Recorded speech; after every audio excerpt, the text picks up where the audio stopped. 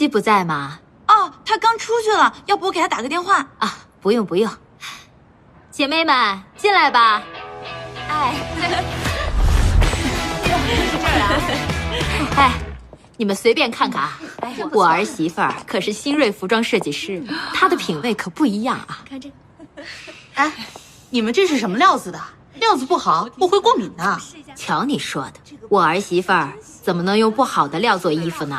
行啦，我们都知道你儿媳妇又美又能干，不用天天挂在嘴上。哎，知道了就得有所表示啊！你看这结婚的时候都没上见面礼，哎，要不这样吧，你们投资他的店，就当是见面礼了。哎，你不要投资嘛，就这样定了啊！行了，随便看看啊，随便看看，那边是鞋子啊。好的呀。哎，她婆婆对她也太好了吧！这个交给法务部就可以了。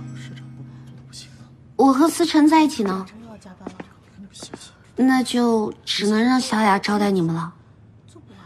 玩得开心。妈和你说什么呢？妈带着朋友去 CC 逛了。说回我们的事情。思辰，我这个申请表都还没有完全写完，怎么就开始谈入住的事情了？哎呀，你已经写得很严整了，我只是让他们再帮你丰富一下。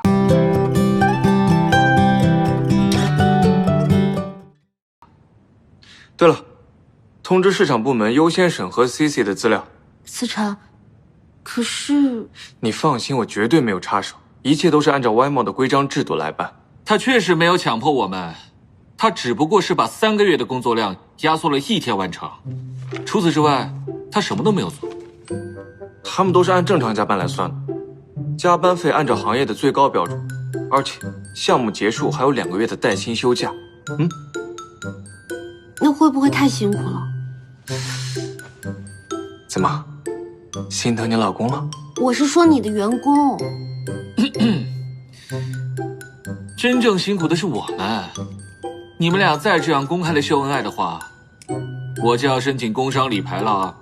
这样，你去财务部，把你这个月的工资结一下，明天不用来了。来看一下这个。那尹太太先看一下合同的细节问题吧。